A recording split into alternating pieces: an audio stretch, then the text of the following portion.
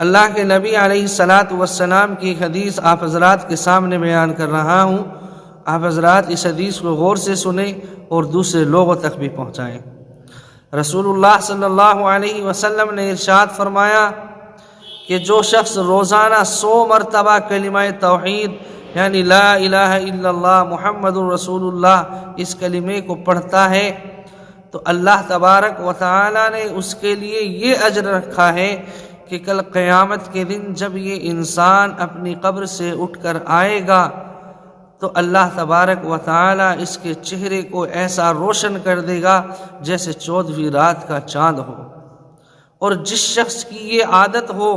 कि वो रोज़ाना 100 मरतबा इस कलिमे को कलिमा तौहीद को पढ़ता हो,